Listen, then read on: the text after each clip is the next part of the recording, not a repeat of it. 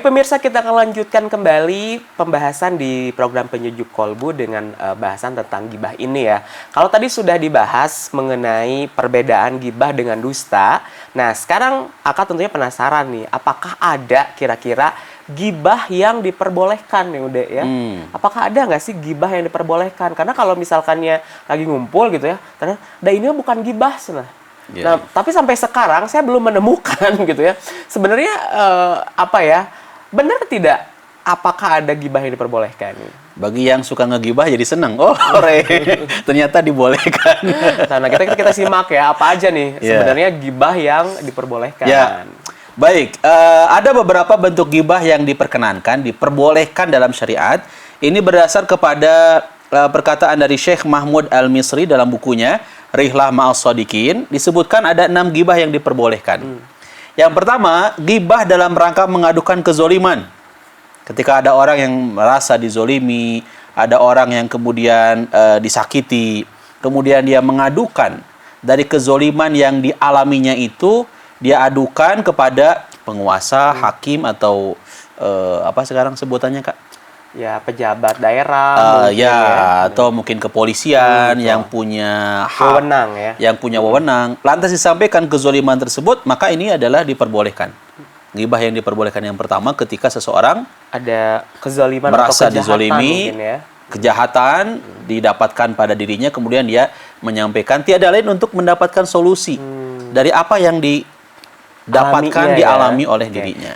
Misalkan contohnya dalam kehidupan berumah tangga ada KDRT mungkin atau penyiksaan anak gitu ya oleh orang tua, terus kita sebagai tetangga melihat gitu ya perbuatan tersebut, maka kita adukan, maka itu adalah diperbolehkan ya. Atau juga mungkin ketika kita melihat hal-hal yang mencurigakan di sekitar kita gitu, kayak orang mau maling atau apa gitu ya, ya kita adukan secepatnya begitu ya. Jadi boleh gibah dalam rangka mengadukan kezoliman. Yang kedua, gibah dalam rangka meminta bantuan untuk mengubah kemungkaran. Seseorang mengatakan kepada orang yang diharap bisa mengubah kemungkaran, misalkan si fulan sifatnya seperti ini, si fulanah sifatnya seperti itu. Lantas dia adukan ya, sifat dan sikap si fulan tersebut, tiada lain ingin agar kemungkaran itu bisa segera diatasi. Misal ketika ada mungkin kemungkaran dalam bentuk ada yang lawan jenis, ya, ikhwan akhwat lawan jenis, dia kemudian berada di satu tempat yang gelap, berdua-duaan gitu kan, padahal statusnya adalah bukan suami dan istri. Ada tetangga yang melihat dan kemudian tetangga tersebut menyampaikan kemungkaran itu kepada pihak RT mungkin ataupun RW supaya dibubarkan gitu kan, tidak terjadi perkumpulan yang tidak diinginkan. Maka ketika gibah tersebut disampaikan kepada penguasa setempat, maka ini gibah yang diperkenankan. Atau juga kalau menurut saya sih mungkin ketika orang tua kan, misalkan ada anak yang memang dia nurutnya sama guru nih, gitu kan. Biasanya kan kalau di rumah mungkin orang tua kadang kan anak itu disuruh sholat atau suruh ngaji kan suka susah ya kalau sama orang tua, kayaknya ada yang lama gitu kan. Tapi kalau ketika diadukan ke gurunya, minta lebih diperhatikan, dinasehati, kan itu boleh tentunya udah ya. Iya, betul. Jadi biar dia punya ada kesemangatan ya untuk melaksanakan sholat tadi ya. Betul. Nah, yang ketiga, gibah dalam rangka meminta fatwa.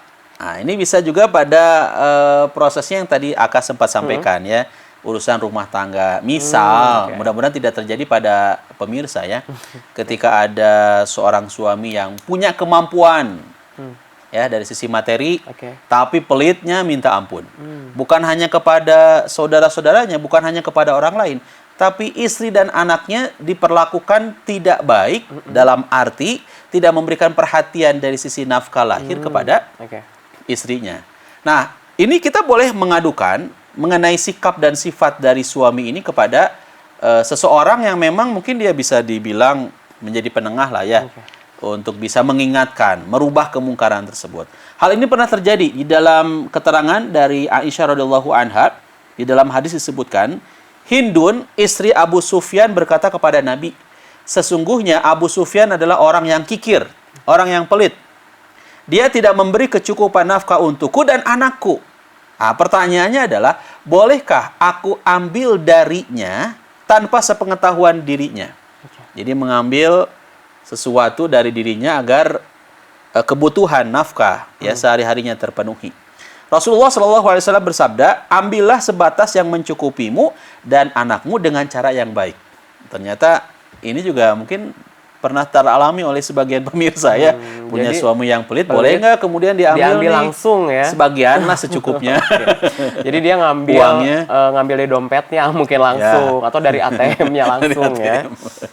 Jadi Nah dia ini langsung, boleh gibah, oke. gibah yang seperti ini boleh disampaikan kemudian kepada ya kalau sekarang mungkin kepada ustadz atau konsultasi kepada mungkin konsultan ya. Iya, karena supaya kalau tidak cerita kan dia dipendam sendiri juga jadi ngebatin kan, punya betul, suami Kak. seperti itu pelitnya nauzubillah gitu kan. Gitu kan ya udahlah karena dia pelit nauzubillah udah saya ambil aja sendiri. Atau mungkin sikap-sikap yang lain Kak. Oke. Ya, semisal mungkin suami naudzubillah ya. Suami mungkin KDRT Oke. atau suami mungkin suami saya itu susah banget kalau untuk diajak sholat, apalagi subuh gitu ya. Ada harapan dari istri itu ingin agar suami saya itu Menjadi soleh menjadi gitu ya. soleh, merubah sikapnya yang awalnya tidak sholat menjadi senang sholat, dia sampaikan kepada orang yang memang bisa untuk mengingatkan suaminya, maka itu diperkenankan. Perkenankan. Jadi tapi juga mungkin di sini bahwa ketika menceritakannya juga harus kepada orang yang tepat begitu udah ya. Betul, Ya, betul. kita setuju. jangan sampai maksud kita baik sebetulnya menceritakan apa tadi kelakuan suami yang misalkannya sulit untuk diajak beribadah ataupun juga dia sulit untuk bersedekah, beramal dan lain-lain. Tapi ketika kita ceritanya ke orang yang salah, itu malah akan menjadi sumber gibah kayaknya ya. Dan itu akan menjadi tersebar Nah, luas. salah satu caranya adalah di-upload di status. Nah, ini itu bahaya ya. Nah, gitu kan. Jadi kan ada orang, aduh ini punya suami amit-amit begitu. Gusti. Gusti gitu. Akhirnya bukan satu kontak yang tahu, tapi kan kalau kita di media sosial yang global kan seluruh dunia akhirnya jadi Iya, tahu. jadi gitu keluhannya itu kemudian terbaca ya, terketahui oleh orang Jadi lain. memang kalau ketika walaupun diperbolehkan tadi menceritakannya, tapi ke orang yang tepat. Setuju. Mungkin ada konsultan psikolog gitu ya, ataupun juga mungkin kalau tadi berkaitan dengan rumah tangga pernikahan ya biasanya kan ada konsultasi di Depak gitu ya. Biasanya ada betul. konsultan-konsultan untuk pernikahan. Begitu ya pemirsa ya. Jadi walaupun tadi sudah dijelaskan ada beberapa gibah yang tentunya diperbolehkan, tapi hati-hati ya ketika curhatnya jangan sembarangan. Waspadalah. Jangan sampai sembarangan gitu ya, karena kan tidak semua orang memiliki niat yang tulus.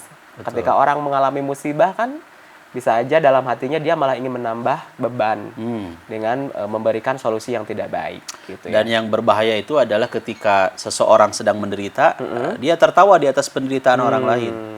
Ini kan bahaya itu ya. bahaya banget ya. Oke. Nah, itu pemirsa, jadi ada beberapa gibah yang diperbolehkan. Nah, nanti kita bakalan melanjutkan kembali ini pemirsa. Ada lagi nggak ya kira-kira gibah yang diperbolehkan atau juga mungkin ada tipsnya tata cara untuk supaya kita terhindar dari yang namanya perbuatan gibah ini. Tapi tentunya setelah jeda pariwara berikut ini.